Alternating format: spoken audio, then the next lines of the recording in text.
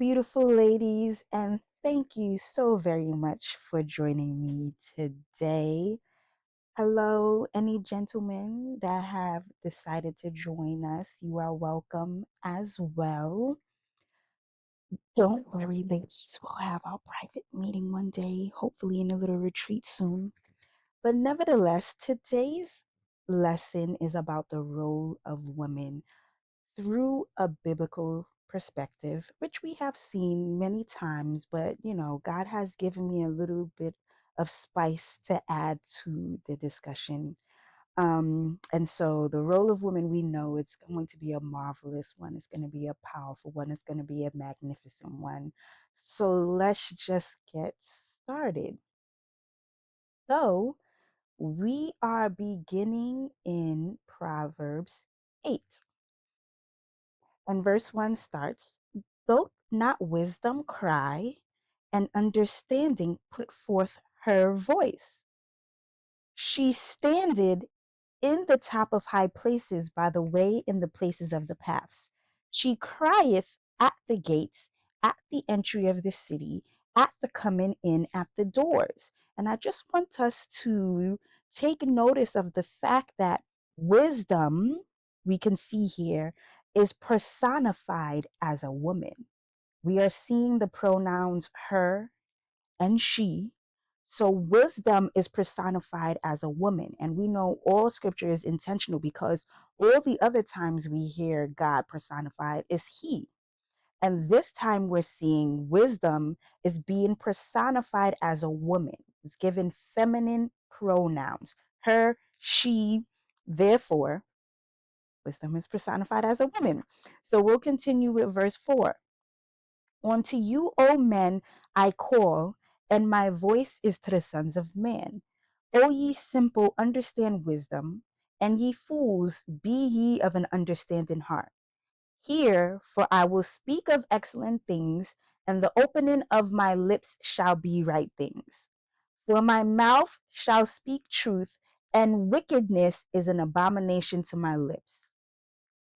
All the words of my mouth are in righteousness. There is nothing froward or perverse in them. They are all plain to him that understandeth, and right to him that find knowledge. Receive my instruction, and not silver, and knowledge rather than choice gold. For wisdom is better than rubies, and all the things that may be desired are not to be compared to it." So again, we're hearing wisdom is far more valuable than any currency, anything on this earth, anything you can desire. Wisdom is far more valuable than anything on this earth that you can desire.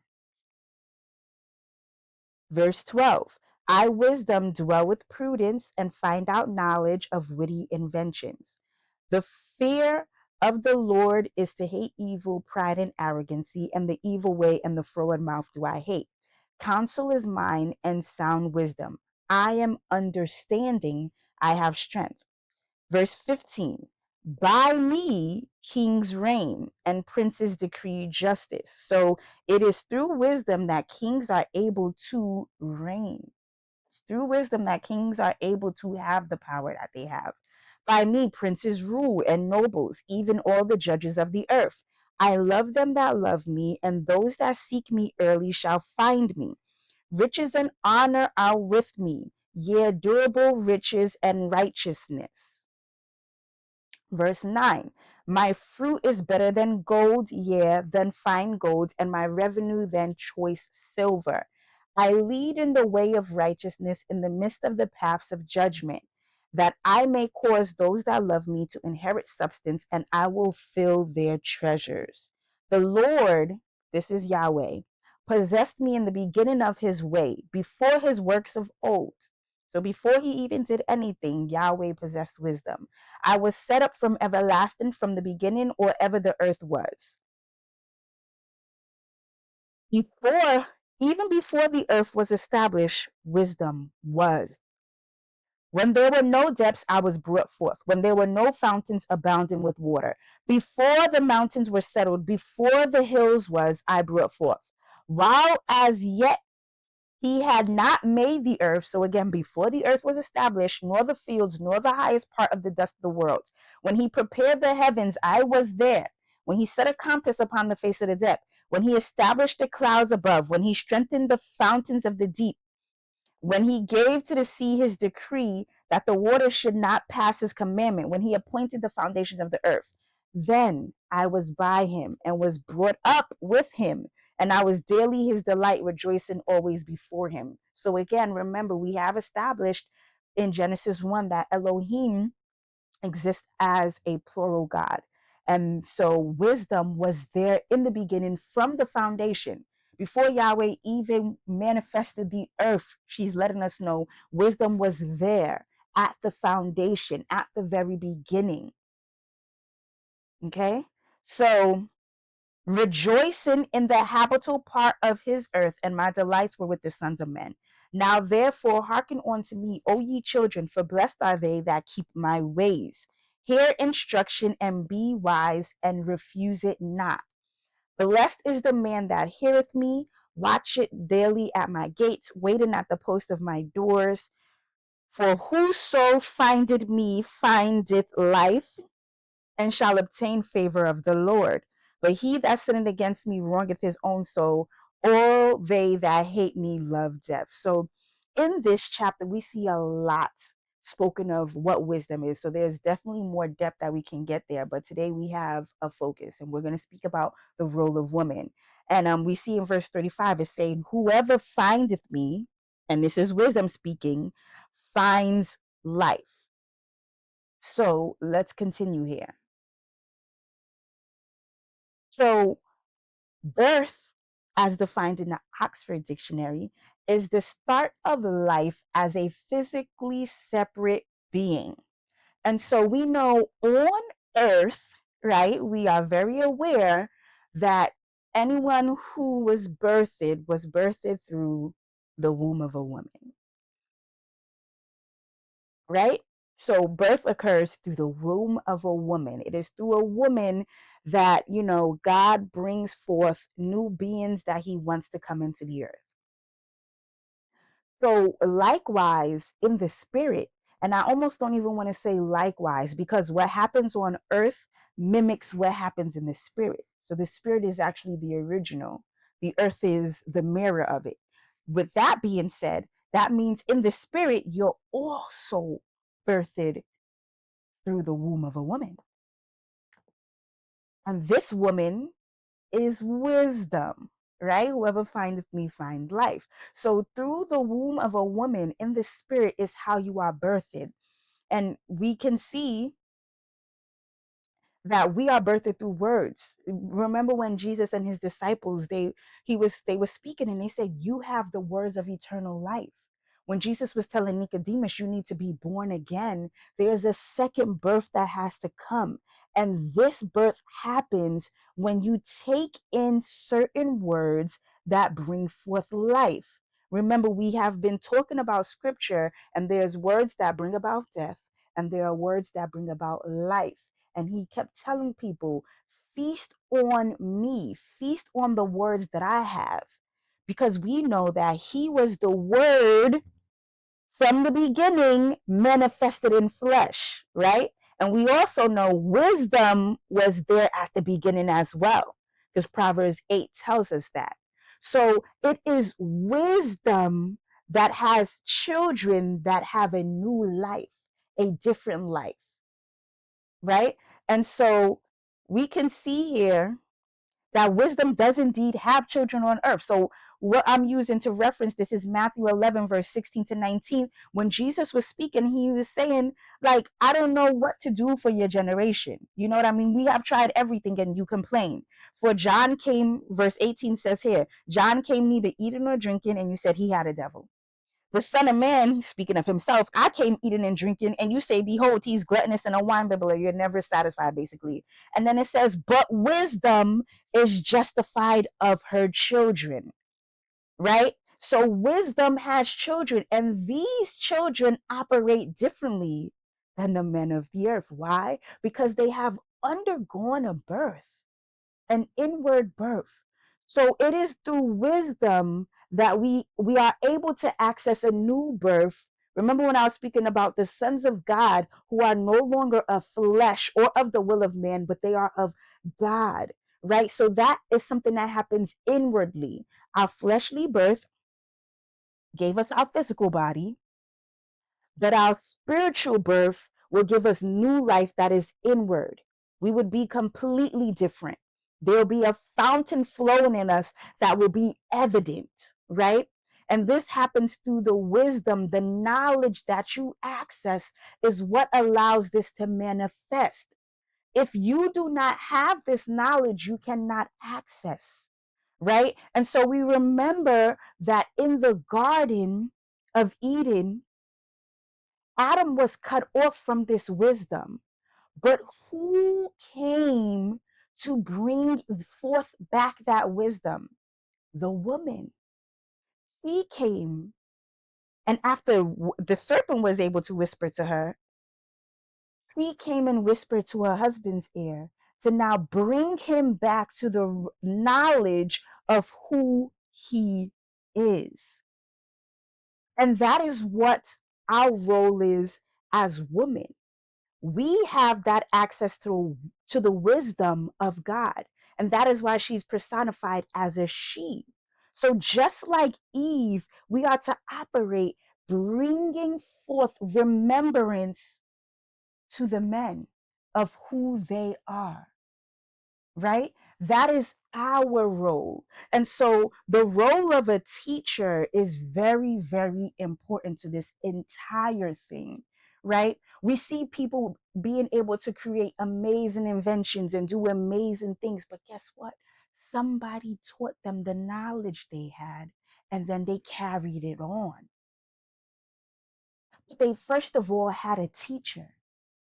And so the role that we have of bringing back remembrance of the wisdom of God is very, very, very, very significant and is very powerful. And so we need to remember and we need to get back to finding that wisdom that was from the foundation, right? So what happens is this earth places a bunch of distractions to both men and to both women to keep them from the wisdom that would arise and awaken them to their true knowledge, right? The earth, this earth is let me not even say the earth, right? The world, because it's the system of the world that was built to keep us from trying to find out our true identity, right? It keeps us subdued because if we are subdued, then it can have its way with us. It can do what it wants. There can be a few that are who are benefiting while the rest are suffering, right? And so it's the world systems that are designed such that we never really find this true knowledge. With that being said, we can understand that there have been, many limitations placed on women that would keep them from finding this wisdom to then awaken man to his wisdom, right? And so let's let's look at one of these. Genesis 3:16 to 19. Remember, after they tasted of the fruit of the knowledge of good and evil, Yahweh was very upset with them and he cursed them. And let's look at verse 16. Unto the woman he said, I will greatly multiply thy sorrow and thy conception, which we know that is what happens, right? Labor is known to be a very painful process. So we are seeing the fruit of that curse because labor is known to be very intense. In sorrow thou shalt bring forth children, and thy desire shall be to thy husband, and he shall rule over thee. I need us to understand with every fiber of our being that this was a curse. Because what has happened is that any woman who does not operate in this is looked at as though she is not a good woman when this was a curse? To be desiring after the husband and like that, and to be ruled over, that was a curse. That was not how we are to operate. That's not how we are to operate. And so it now broadens the perspective, because we do have a submission to the man, but not in the sense of a ruling over. The reason why we have that submission to the man is because the man, as we know, was the one who Yahweh created first. And we were created out of this man. And so it therefore means that the man, when he is in his proper position, has way more power and dominion than we do. That is a fact. The power and dominion we have, we are able to have power and dominion, but the power and dominion we have is a fraction of the power and dominion he has, because we are a part of him. We are a fraction of him. So of course it will be a fraction of what he is able to do. However, he has to be placed back in the position of knowing who he is. And who brings forth that knowledge? Wisdom. And so what happens here is that we have this cycle, right? It's a cycle. Woman births man, man operates in power and might, and then woman is created from the rib of man. And she births man, and man operates in power. It is a cycle. And when you look at a cycle, there is no more important, there is no more valuable part. They're all so valuable because that's what keeps the cycle running. No part can be missing. That is what keeps the cycle running. It doesn't matter who came before what, none of that matters, because the cycle is reliant on each one operating in their role. And so woman has to be given freedom to be able to chase after the wisdom of God so that she can then wake up man to operate in his power and his might, you know? And so what happens is when they bring forth the role of the woman to just be an earthly role, then we miss out, because then we become so preoccupied with domestic work that we don't have that opportunity to access the heavens that we're supposed to access. And so too much emphasis has been placed on sort of the earthly roles that we have. So we can see here, I'm speaking about the spiritual roles, because once we access these, then we operate in all power and dominion. Okay. And like I'm saying, too much emphasis has been placed on the man as well, on the earthly roles. And that is what is keeping us from our power and dominion. We're arguing over earthly roles when those come secondary. Primarily, we need to be chasing after our spiritual roles. And for women, that is for us to connect to the wisdom of God because it comes to us easily. It comes to us easily because we were created for that. That was our role. Wisdom is personified as a woman. That is our original identity. And so the wisdom of God comes to us easily. And then we can now wake up the man, excuse me, arise, wake up to who you really are. And so what happens, like I'm saying, is this earth, the world, let me say the world, provides a distraction because Adam was also cursed. Let's look at verse 17. And unto Adam he said, because thou hast hearkened unto the voice of thy wife, and hast eaten of the tree of which I commanded thee, saying, thou shalt not eat of it, cursed is the ground for thy sake. In sorrow shalt thou eat of it all the days of thy life. Thorns also and thistles shall bring forth to thee, and thou shalt eat the herb of the field. So he cursed Adam to have to work and toil and in sorrow to be able to eat, right? And we can see this curse still reigning in man, where man becomes so preoccupied with having to provide, having to do this, having to hustle, having to establish himself. And it's unfortunate, but every time you try to speak to a man, and ladies, you know what I'm talking about, this is what his mind is always focused on. Always, like, I have to provide, I have to do this, I have to do that, I have to do this, I need to get this, I need to do this, I need to do that. And that's because that is what he was cursed with. So the world provides a distraction. And then we remember Jesus came back and he said, labor not for the food that perisheth. Hello? And Yahweh said, you're going to labor for food that perishes. He said, labor not for the food that perishes, but labor for the ones for everlasting life. Those are the words of wisdom. Labor for that. Search for that. And so it's our duty, women, to remind men, like, listen, to labor for this earth is beneath you. That is a role beneath you. Who cares? Let it all go. And when you establish yourself and get rebirthed in the kingdom, believe all of these things will be added to you and will be thrown at your feet. But that is not what we're being taught.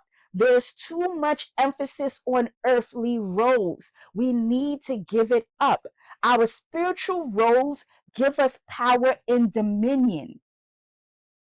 We are operating beneath us. We have women operating beneath them, always trying to make them think about domestic and this and that and that. And we have men operating beneath them, trying to hustle for this and establish. And no, these are roles beneath us. There is a role higher than that. And when we access it, everything is at our feet. And so, women, I'm empowering us today because it's our role to get connected with this wisdom. And when we are able to do that, we can now whisper those sweet nothings to the man to wake him up to who he is supposed to be. And when he gets there, the power and might that we're supposed to see on this earth, we will see. But we have everyone confused about their roles and what they should be focused on. Do not be distracted by this world. And we know that is what Jesus taught over and over. Forsake the world. And he's not telling you to forsake it because he doesn't want you to have anything good. He's telling you to forsake it because when you do, you operate in a power and might that makes the world be beneath your feet.